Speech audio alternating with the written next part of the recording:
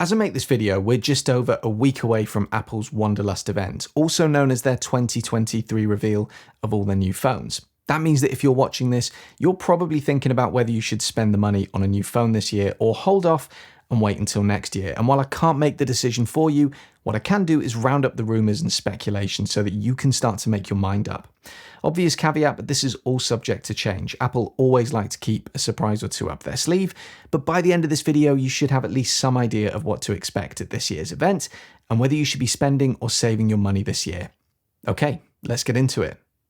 So the Apple event is on Tuesday, September the 12th, and while Apple will likely announce some non-iPhone things like a new watch, maybe a new iPad or two, the focus is going to be on the iPhone. We're expecting essentially a repeat of last year with 4 new phones, 2 regular iPhones and 2 Pro iPhones in the regular and max sizes that we saw last year as well. We're going to look at the 2 types of phone, the Pro and non-Pro separately, but first, let's talk about a major change that's impacting all of them this year.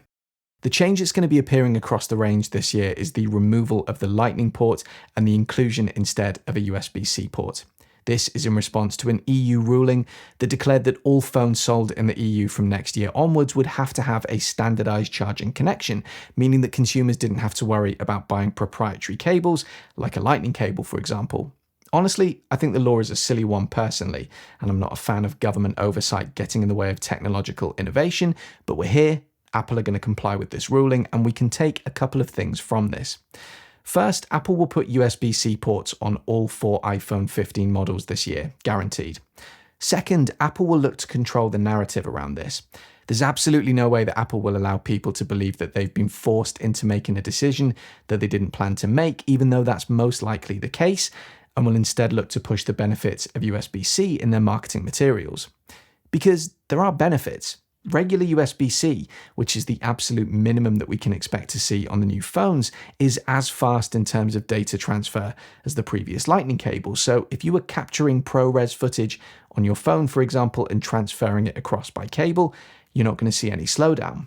But there's talk that Apple will bring data transfer speeds at least equivalent to USB 3.2 to at least the Pro models. To give some perspective, the top transfer speed of USB 2.0, which is essentially what Lightning operates at, is around 12 megabits per second versus a top speed of 10 gigabits per second with USB 3.2. Hey, Editing Tom here. I realised as I was editing the video here that I made a mistake there. The top transfer speed of USB 2.0 is 480 megabits per second, not 12 megabits per second. So sorry for the error. Back to the video. So you can see that if data transfer is something that you struggle with at present, the inclusion of USB-C could be a huge quality of life improvement for you. It's also thought that USB-C could also allow for charging speeds up to 35 watts. When you consider that the current Pro lineup only supports up to 20 watts, that is a significant improvement, and whilst we don't know whether the entire iPhone 15 lineup is going to benefit from this, I'd be surprised if Apple didn't roll this out to the Pro phones at the very least. It seems like a really easy win for them. What's not clear is whether or not Apple are going to include suitable cables in the box. You see, USB-C cables are both cheap to make and readily available already, so much like the current USB-C to Lightning cables that come with the current iPhones, you can expect Apple to at least include a USB-C to USB-C cable in the box with your new phone, and it's likely going to be color coordinated to the device. But if the talk of Thunderbolt data transfer speeds on the Pro models is true, you need a suitable cable, and these cables are not cheap. Right now, an almost 1 meter USB 3 cable on the Apple website costs £40, but a USB 4 cable, around 1.8 meters in length, the type needed to power things like the Studio Display or the Pro Display XDR, costs a staggering £129. USB 4 allows for data transfer speeds of up to 40 gigabits per second, so it isn't just blisteringly expensive, it's also blisteringly fast, and it's unclear as to whether Apple will bake the cost of including a Pro cable in the box, or whether they'll claim that only Pro users will benefit from this kind of cable and make it an expensive accessory for those who want it. One thing is clear, if you've got a lot of Lightning accessories and cables that you currently use, and you decide to buy an iPhone 15 or 15 Pro, you will need to purchase suitable replacements for the new models, and that's going to be the case whether you buy a 15 this year or a 16 next year. The good thing is that Apple have kind of been weaning most of us off of Lightning cables for the past few years, thanks to advancements in wireless technology, But in places like your car, for example, you might have to invest in some new cables. Apple have been releasing Pro and regular models of iPhones since the iPhone 11 back in 2019, and it's a trend that looks set to continue this year with the 15. It's expected that Apple will release 4 phones, 2 regular, 2 Pro, with 2 sizes of each, essentially just like they did last year with the 14. So where we had the 14 and 14 Max, and then the 14 Pro and 14 Pro Max, we're expecting that it's going to be the same lineup this year, but with a 15 at the beginning instead of the 14. The one thing that people can't seem to agree on is what we're going to be calling the largest model in the lineup. The safe bet is that it's going to be the iPhone 15 Pro Max, like last year, which is a terrible name, but there have been rumors for some time now about Apple introducing an iPhone 15 Ultra. Whether that's this phone, or whether it's an entirely separate phone that sits above the Pros is yet to be seen. If it's the latter, we're not expected to see that phone this year. It's the iPhone 15 lineup that looks set to have the most significant updates this year, in my opinion. Last year's iPhone 14 was really disappointing to me. It felt like an iPhone 13 in everything other than name. This year, the expectation is that the regular 15s will be getting the Dynamic Island, a fun little screen feature that is genuinely quite useful when it's used properly by developers, and also a significant improvement to the camera system. The 14 Pros were upgraded last year with both a 48 megapixel camera and a new sensor, allowing for fantastic quality photos. The 15s this year are said to be getting the same 48 megapixel camera, albeit with a smaller sensor than on the 14 Pros. Even if that's the case, as someone who's been using the camera on the 14 Pro to shoot raw photos this past year, the jump up in quality is remarkable, and whilst not as good as carrying around a digital SLR, for something that you carry in your pocket, it's amazing, and the idea that the basic 15s will be getting some of that improvement this year will make them a compelling purchase for a lot of people.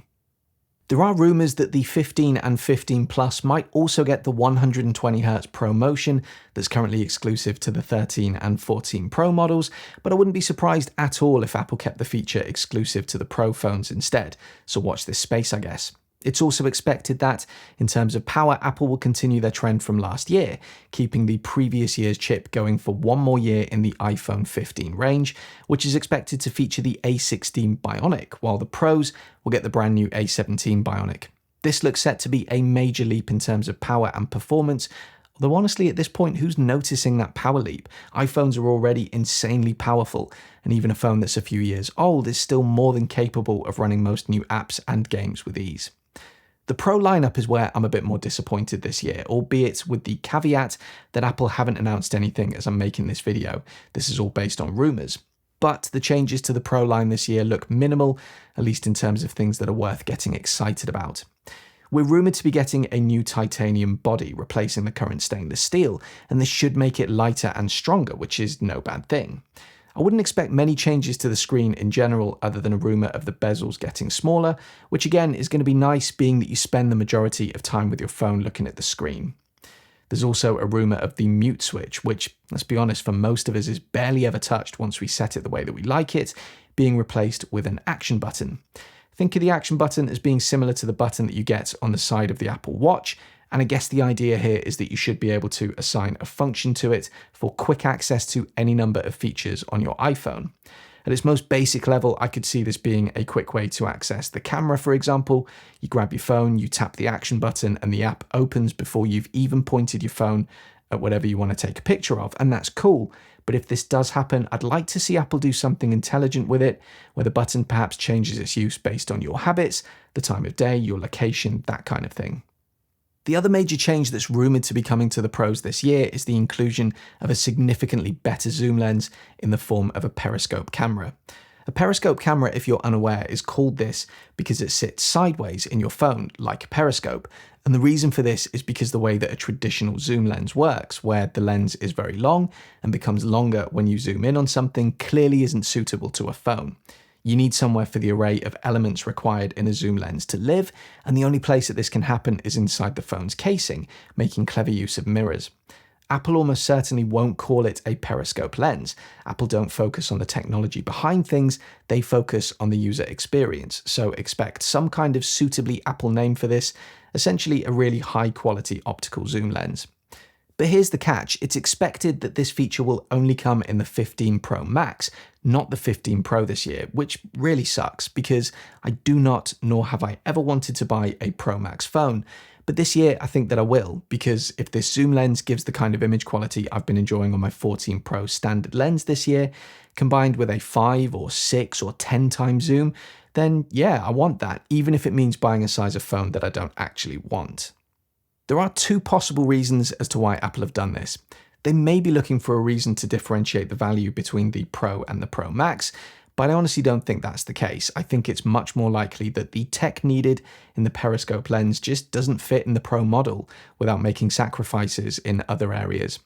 It's a shame, I'm disappointed. We're once again potentially in a situation where the Pro and Pro Max aren't identical other than size and battery life. Hopefully that's the only difference between them that we'll see. By the way, if you're enjoying the content here, why not consider signing up to my free newsletter, The Proper Weekly, which you can do via the link in the description of this video or by scanning the QR code on screen now. The newsletter goes out each Friday and I include some tech news from the week, a behind the scenes of what's happening here on the channel, as well as a tip for an item in the Apple ecosystem.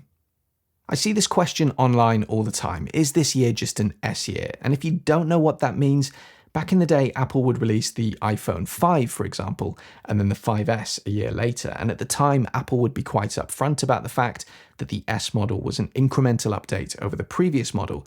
Nothing really new, just some spec bumps. Problem is, that doesn't translate well for a company who want as many people to buy a new phone each year as possible. So they've not used the S naming since the iPhone XS, which was about 5 years ago. Now we just get the numbers, and it is down to us as consumers to decide whether to upgrade or not. Last year felt like a non-S year for the iPhone 14 Pros and an S year for the 14s. This year, at the moment, it feels like it's the other way around. I would say that if you held off buying a 14 last year because you wanted more, this could be the year to buy a 15. From what I've seen so far, there's a lot of great new features coming to the regular iPhone lineup this year that could make it a compelling upgrade, especially if you're coming from a 13, a 12, or older. The Pro lineup, on the other hand, is an odd one.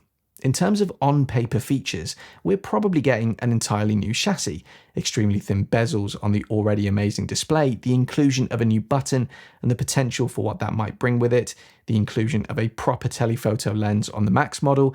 There's actually quite a lot here to like. But in terms of upgrades that are going to make you excited about owning one of the new phones, other than the lens, there's just not really that much here for me at least. I will upgrade, it's necessary for my job, and I'm excited about what the telephoto lens might bring in terms of new creative opportunities with the camera, but other than that, it's all a bit meh this year from what I've seen so far. It's your money we're talking about here. I can't make the buying decision for you, but if it were me, here's what I'd be thinking at the moment. Unless Apple includes something that we've not seen in the rumors, something that's been kept a secret that really makes a compelling purchase reason for the Pro models, if I'd bought a 14 Pro last year, I'd be holding off until next year. If I'd bought a 13 Pro 2 years ago and could upgrade, but would then tie myself into a 2-year contract, I might be tempted to hold off for 1 more year. The 13 Pro is still an awesome, very capable phone that would comfortably do 1 more year. Because next year does look like it could be the year where some of the things we've wanted for a while now, like under-display Face ID, or maybe the inclusion of that Ultra model, could come into fruition. So I don't know if I'd commit to this year's phone right now. So there you go. Whilst I'm sure that there are tiny details that I've not included, those are what I believe are the most important points for most people when making a buying decision this year. What do you think? Is this the year you upgrade? If yes, what are you going to go for and why? Or are you going to hold off? Drop me a comment and let me know. And as ever, if you found this video useful, do please consider leaving me a like and subscribing to my channel for more content like this in the future. See you on the next video.